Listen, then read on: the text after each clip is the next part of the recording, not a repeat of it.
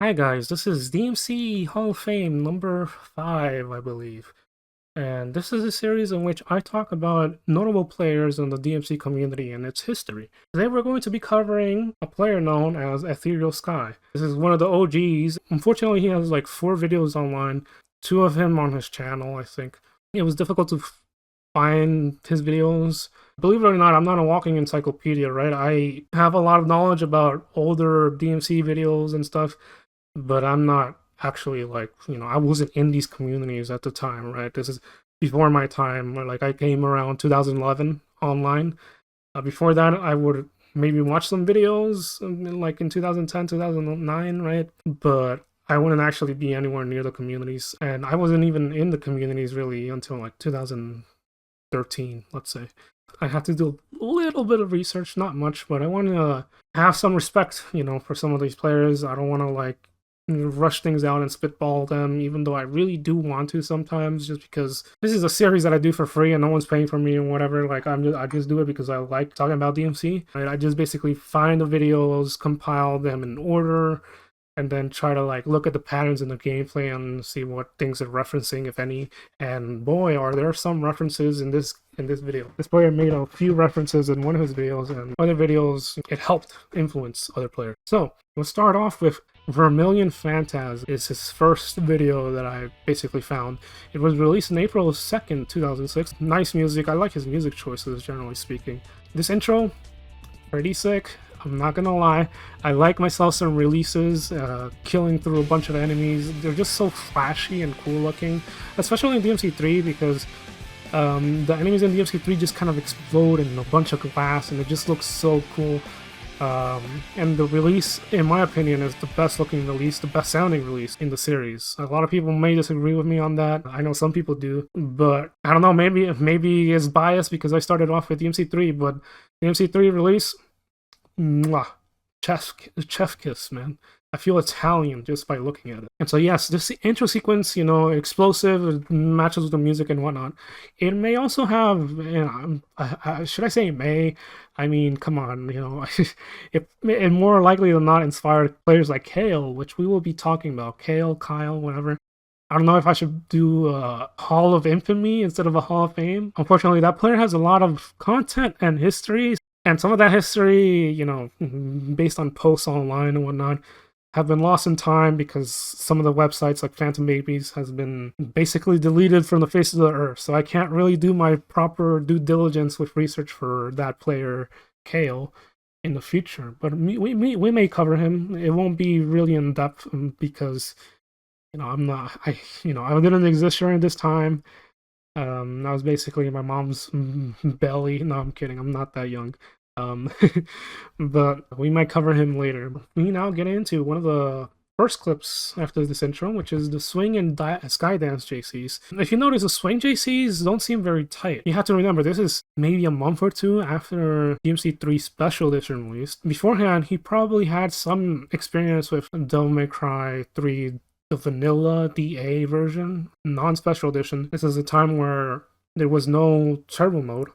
But more than that, is swing JCs in particular act differently in both versions. In the original version, if you were to launch an enemy with a high time from the ground, so it's basically a high time height. That's kind of like a unit of measurement for a lot of DMC players if you think about it. If you launch an enemy from high time height and do a bunch of swing JCs, you may get like 3 or so at most. In Special Edition, this is completely unrelated to turbo mode. You could probably squeeze in like 5 or 6. I can't remember, right? It's been a while since I played DMC3 religiously. You can jump cancel earlier on swing while having the swing hit in Special Edition. I forgot the exact details, but yeah, swings JCs are different, and so he is used to the swing JCs in the original version, and that's why they are slow in this. He's not, JCing as fast as he could. We see some consistent helm breaker JCs, nothing really that special. I mean, it is quite impressive for the time, Just because other people have done it doesn't mean that it's not impressive, right? But what is important about this clip is also like the editing effect that he uses. There's this color inversion. Another player called Kale, which adopted this technique in some of his combo videos and used it a bit more heavily. I like how early DMC3 combo videos,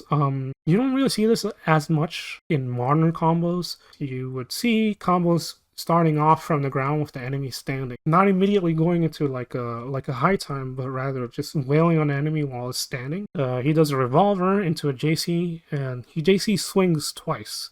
Now you see the first two JC swings, they start going downwards, right? But then he does a third JC swing. But what is different about this is that he lets the JC play out a little bit longer, so that Dante gains a little bit of height, so that he's able to do another swing. Because if he did like the same timing for the first two swings on the third swing, he wouldn't be able to come out with another swing. He's too low to the ground. The game will ignore that input. He basically touched the ground by the time he inputs the swing. Even though it's a small little difference in JC timing, that small difference matters a bit, right? Because normally when you're playing a game like DMC and you're trying to memorize yourself a loop, you're trying to memorize a particular pattern and timing interval for that loop. So if you're learning Star Rave, for example, in DMC4, and this is getting a bit advanced for those of you who don't play DMC4, right? You generally practice it up close to the enemy. And so all your timing is basically meant for that one scenario, being up close to the enemy. The rhythm that you do is just this consistent rhythm, but it's not very malleable. You eventually, once you learn that, you want to adjust your timings based on your position. So let's say instead of being up close and starting Star Rave, you start off a little bit further than normal, and that changes your timing a little bit. You have to mentally adjust the timing a little bit for that, and that can be pretty hard. It can actually be harder than just simply memorizing this really quick pattern. It may seem small, but it's actually pretty damn important. Also, we see this extremely classic crystals into Tempest into Ice Age. That's something that is basically endemic of this time period. See some nice editing here again. For this combo is a lot of buffering, and this is basically the name of the game for DMC3 Gunslinger. Depending on your loadout, there's going to be a lot of mashing while also holding down different inputs. In that combo, he's holding down multi-lock, he's holding down charge shot, he's holding down drive while doing other things. Your fingers can look like if you're playing Twister. And finally, this credit combo that you see, Jam Sebson, crazy combo, having the enemy killed while in the air.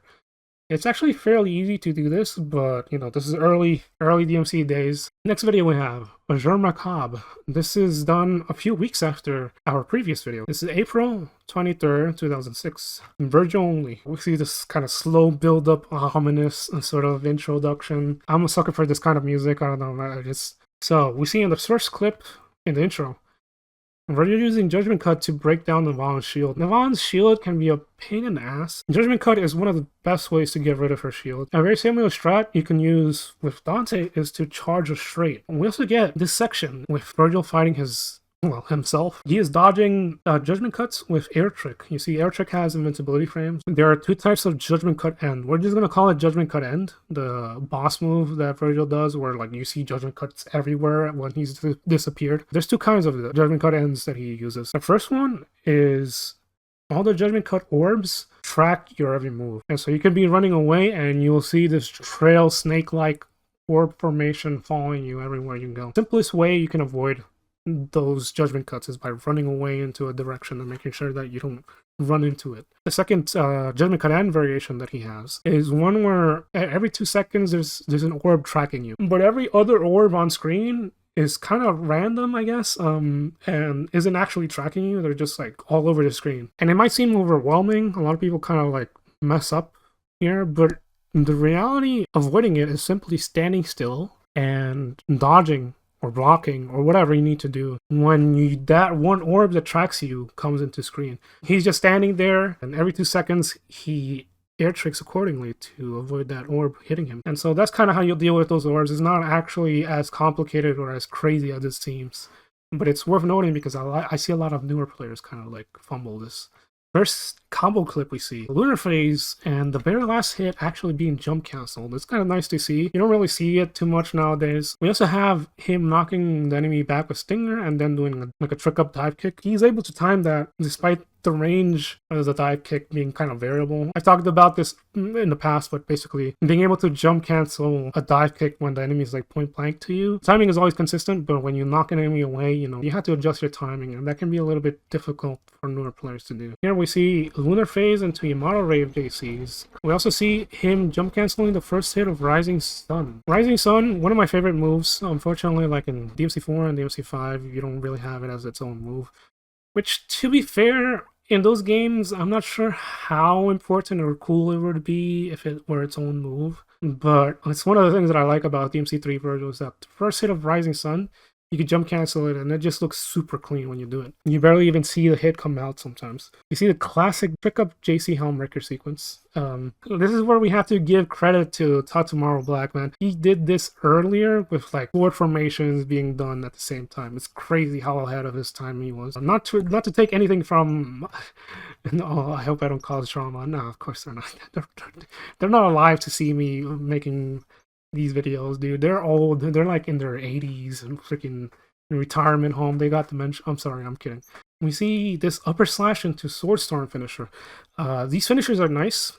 If you notice, in DMC3, the Swordstorms, if the enemy is laying on the ground completely, they'll interlock into the ground and not actually hit the enemy. They'll just collide on the ground and just get destroyed before they even reach the enemy. So a lot of the Swordstorm kills that you see have to be done when the enemy is airborne or standing or wall splatted, which we'll see later on. He actually enjoys doing this a lot, and it's nice. It's clean. It kind of gives a sense of timing and also precision. We also see some insane ground JCs with Rave. And what is different with these JCs compared to, like, for example, Zaruga's JCs is these are more controlled. If you notice, he's JCing Yamato, but he's basically staying at a consistent height. And this requires you to not be too fast, but not also be too slow. Because if you're too fast, you actually gain a bit of height. And we see this with some of the clips that we mentioned in Zaruga's video. He actually gains height because he's JCing so fast, he actually gains height. But if you JC so slow, you actually lose a fair amount of height. Sometimes having that rhythm down is a bit harder than being as fast as possible. It's worth noting some of the quirks, again, with like early DMC3 footage. I like how he does this dive kick into JC into an air trick so that he teleports to the ground. It's something that you don't really see much in modern DMC3 videos, but yes, we see a double round trip into another Swordstorm finish. Lastly, in the credits, he uses air trick to teleport towards Virgil's, like boss Virgil's direction, but by the time he actually gets there, boss Virgil has already moved, and so this makes it so that he ends up appearing behind boss Virgil essentially and dive kicking him. It's a nice little way to play with teleports, and this is a very simple concept, at least here, but later on in the future of Devil May Cry, it becomes crazy what you can do with teleports. Some things like DSD sync, we see all sorts of cool stuff like that, where you're basically teleporting or targeting a position of an enemy, but by that time the enemy has already moved, or vice versa. Oh, and we also see this classic setup, right? You see how boss Virgil in DMC3, the Mission 20 boss Virgil, he does a trick up into Helmbreaker repeatedly over and over and over again. He actually mirrors it here, which if you guys haven't seen my style theory video, go watch it because I put a lot of effort into that and I didn't like it, but at the same time, it did its job at educating players, but at the same time, I feel like it's underrated. But anyways, sorry. Basically, Trick Up has invincibility frames, right? So he tricks up when the Helmbreaker comes down, and then he Helmbreakers it while boss Virgil is teleporting upwards. And it's a nice mirroring effect. It avoids damage, it looks stylish. It doesn't really do damage until, like, I guess the last Helmbreaker that boss Virgil does, but it's one of the first instances that you see this done. And the few times that I play against Virgil, with Virgil, it's one of my favorite things to do. So try it out. It's not that hard. It's cool though. And now we get to one of my favorite videos. I think I would venture to say this is my favorite video from him. This is one that I also saw when I was young. His TST2 Freestyle entry. Some of you guys might find this a little bit cringe because, you know, it's mid-2000 memes being spammed over great gameplay. But my childhood humor basically developed into this. I don't know. It's a fond place in my heart, and I don't know. Mid-2000s humor feels kind of innocent in some ways, even though it's clearly not. It references a lot of DMC quirks of the time, and I think this is why it's important. Not only does it have pretty decent gameplay for the time, not only does it have cool memes and whatnot of mid-2000s, but it also has like references to other DMC videos, which is nice to see. In this very first clip, basically an intro, right? The music that is played is, one of them is from Hell Sloth is Dead, and another music that he shows is the music from his last combo video.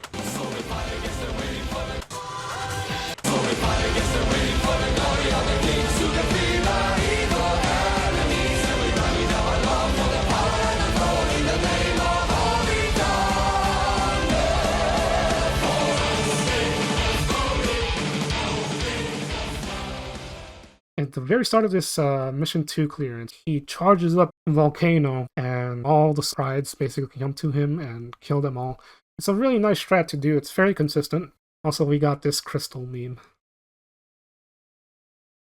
He also hates prides a lot, which is, even at the time, a little bit unorthodox, but you can understand why. Typically, most players, including myself, where you just kind of take out the lusts, because the lusts, when they become DT'd, are a complete pain in the ass to deal with. They just are pretty damn mobile, have a lot of health, and are hard to stun. But prides can be annoying because they overwhelm you. They're just constantly following you. Also, check out how this lust misses him completely.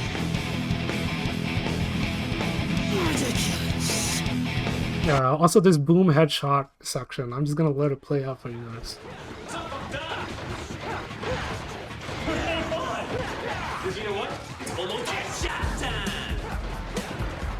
Looks like I need a whole army to kill a bunch of guys.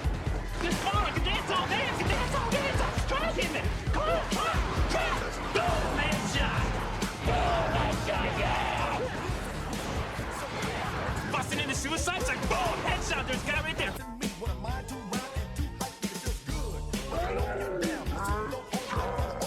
Also notice the AAA awesome.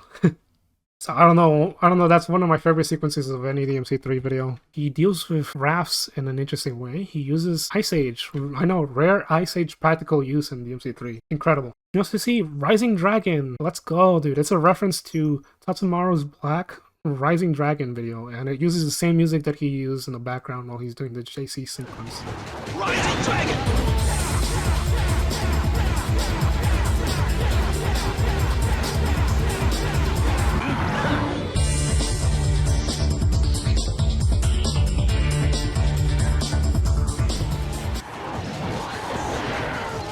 Which, by the way, you can tell right now that his swing JC's got a lot better. You'll notice how, like, as soon as he touches the ground, the music is cut off. Early DMC3, and it's still the case now, but especially more so in DMC3. If the enemy hits the ground, the combo basically died. Unless you're Virgil, or unless you're doing something like Wild Stomp, or setting up for something cool and interesting. But even then, we see a lot of examples, even in this video, of how, like, sometimes you let the enemy touch the ground and it's all no big deal. But it has to have a purpose. We get a reference of an AAA rank. I like how he catches this sloth jumping away from him, but he catches him right in time, knocks him back into the wall. And also, you can tell, like, all DMC3 players are cultured, you know? We got God Hand, we got Moment, whatever it is called in Street Fighter. And we got Metal Gear Solid, I believe. I don't know. I'm not cultured. Don't ask me.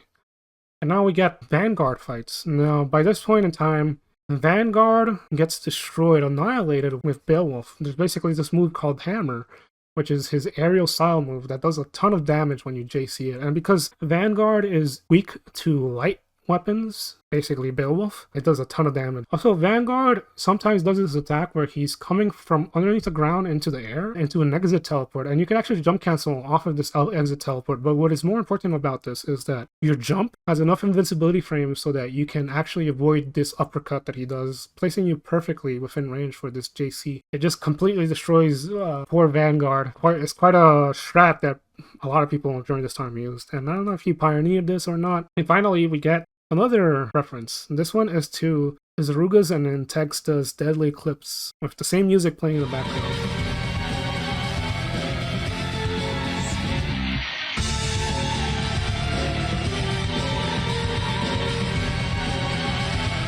Yeah, you finally get this stabled, completely rare, just like 1 out of a million people get this rank, an AAA rank, Poggies. Lastly, we have Terminal Duo.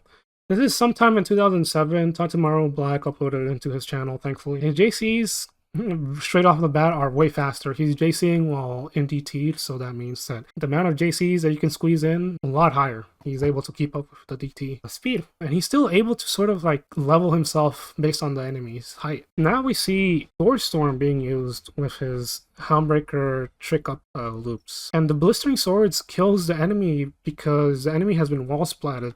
It takes a little bit of time after the wall splat for the enemy to completely lay down on the floor. And before that, you can actually have the Sword Storm kill the enemy. Because again, if the enemy's on the ground, the Sword Storm will interlock into the ground and not kill the enemy at all. He does Sword Storm while doing all of that, and then finally has the Sword Storm kill the enemy after knocking the enemy back, which adds a little bit of movement into the combo as well. It's a cool finish.